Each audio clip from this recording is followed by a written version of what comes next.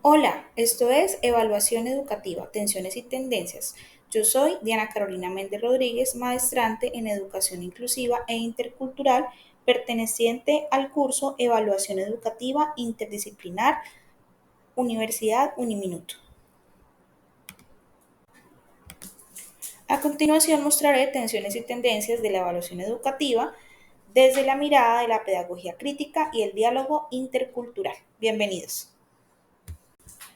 Para iniciar, es importante resaltar que en muchas ocasiones muchos de nosotros hemos escuchado que la evaluación educativa debe ser flexible, integral y contextualizada. ¿Pero qué quiere decir esto? En primer lugar, una evaluación que se adapta a las necesidades y las características del estudiante. También que no solo mide los conocimientos teóricos, sino las habilidades prácticas, emocionales y sociales. Y por último, pero no menos importante, que tiene en cuenta la realidad sociocultural y económica de los estudiantes y su entorno. Estas son algunas definiciones, como por ejemplo la de la UNESCO, que considera la evaluación educativa como un proceso que permite mejorar la calidad y la equidad de la educación. Pero esto sí se estará cumpliendo. ¿Cuál es la realidad? Encontramos entonces algunas tendencias y tensiones en la evaluación educativa. Tengamos en cuenta que las tendencias son aquellas inclinaciones, formas de pensar o reflexionar acerca de la educación, en este caso de la evaluación educativa. Y las tensiones son aquellas barreras que se encuentran en diferentes contextos.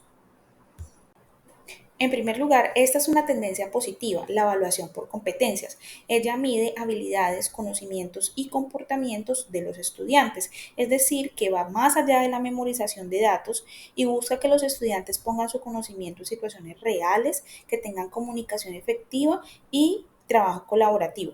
Por ejemplo, Zavala 2017, en su obra La enseñanza por competencias, dice que el enfoque centrado en el desarrollo de competencias no solo se adquiere conocimiento, sino que también se desarrollan habilidades y actitudes para desenvolverse en diferentes situaciones. Otra tendencia positiva que tenemos en la evaluación educativa es la auto, co y heteroevaluación. Estas son capaces de que el estudiante tenga conciencia de su propio aprendizaje, de que se promueva la colaboración y el aprendizaje mutuo y tienen una visión más amplia del aprendizaje, ya que éstas integran diferentes perspectivas sobre el proceso de enseñanza y la adquisición de conocimientos. En contraste, tenemos algunas tensiones en la evaluación educativa. En primer lugar, las pruebas estandarizadas que muchos conocemos. Estas pruebas no consideran las diferencias, puesto que hay necesidad de medir estudiantes de manera uniforme y asignarle mediante un número su nivel de conocimiento. Se centra en el resultado numérico y calificación más que en la mejora del aprendizaje. Y en segundo lugar, las pruebas descontextualizadas. Estas no consideran las diferencias socioculturales y económicas de los estudiantes. Estas tensiones traen consecuencias a los actores educativos, a los niños, a los docentes, al sistema educativo y a la sociedad misma. Veamos por qué. En el niño o en los estudiantes tiene una gran consecuencia en el impacto en el aprendizaje, en primer lugar por la memorización mecánica. Esta hace que los estudiantes puedan enfocarse solo en memorizar respuestas en lugar de desarrollar pensamiento crítico y habilidades de análisis. En segundo lugar, la desmotivación y el estrés, puesto que la presión por obtener buenos resultados puede generar en ellos ansiedad y desinterés por el aprendizaje. Y por último, la reducción del aprendizaje significativo, ya que se priorizan contenidos medibles en pruebas sobre competencias integrales como la creatividad, la resolución de problemas y el pensamiento reflexivo. Otra consecuencia es el poco desarrollo integral en los estudiantes. En primer lugar, la desconexión con la realidad, ya que no se evalúan habilidades prácticas y socioemocionales esenciales para la vida y para el trabajo. En segundo lugar, la poca preparación para la vida, pues que no se fomenta el pensamiento crítico ni la creatividad y mucho menos la capacidad de resolver problemas reales.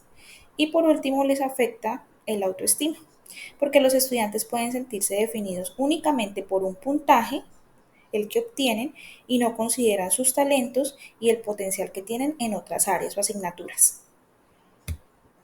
Veamos ahora las consecuencias que traen las tensiones a los docentes. En primer lugar, la enseñanza para la prueba. Los docentes pueden verse obligados a centrarse solo en los contenidos evaluados y dejan de lado enfoques más creativos e innovadores. También la desvalorización del rol docente, ya que se mide el desempeño de los profesores solo por los resultados de sus estudiantes sin considerar el contexto de enseñanza y demás cosas que les impiden a ellos enseñar de manera efectiva o asertiva. Y por último, la falta de autonomía, ya que la educación se vuelve rígida, dejando poco espacio para adaptar la enseñanza a las necesidades de los estudiantes.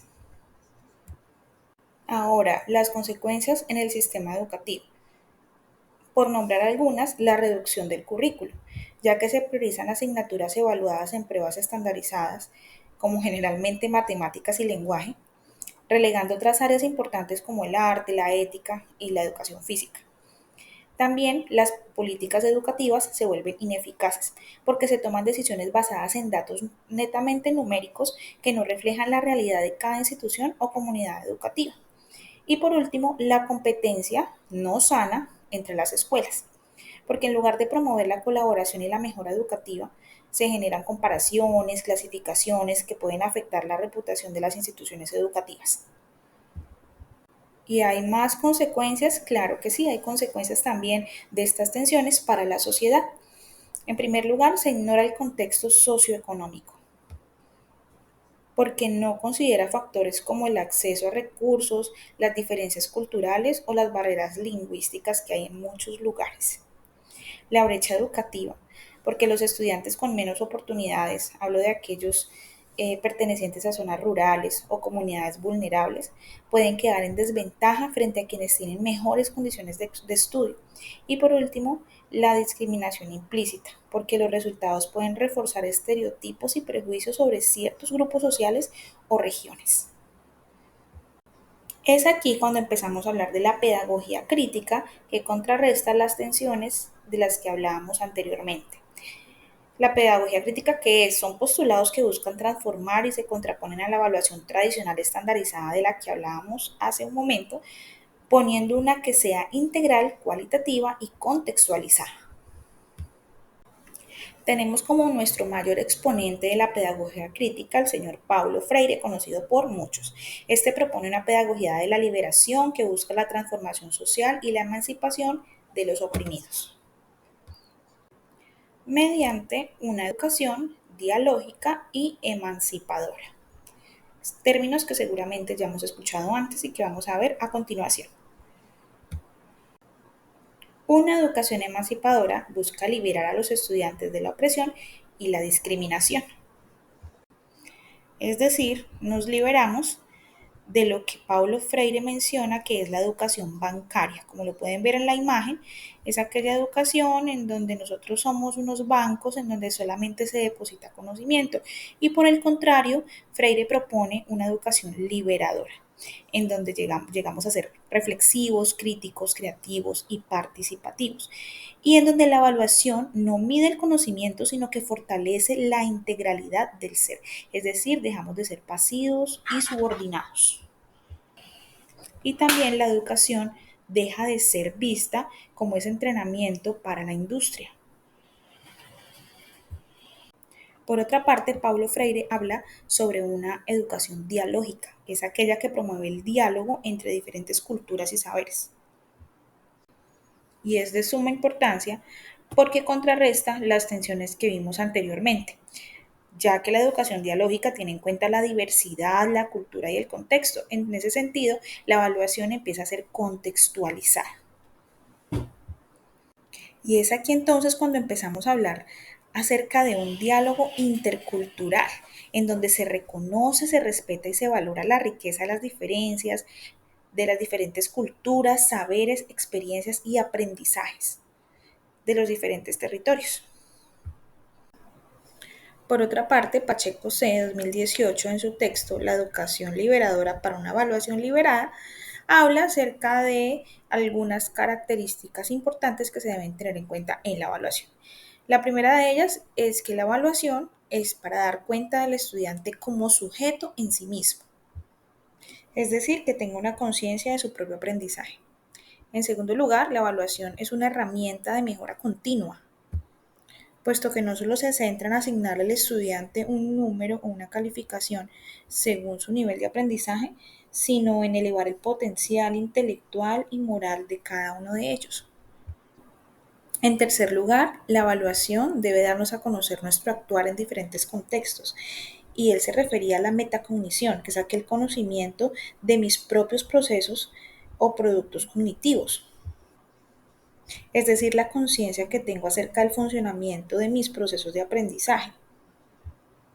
En cuarto lugar, la evaluación es un fenómeno precursor del cambio, puesto que no es lineal ni estática y no dinámica, sino que por el contrario busca adquirir competencias para aplicarlas en el contexto. Y por último, la reflexión para fortalecer el profesionalismo docente. Lo que quiere decir que un docente debe reformularse. Pacheco hablaba de que debe haber una metamorfosis, que un docente no debe ser un transmisor de conocimiento, sino un dinamizador.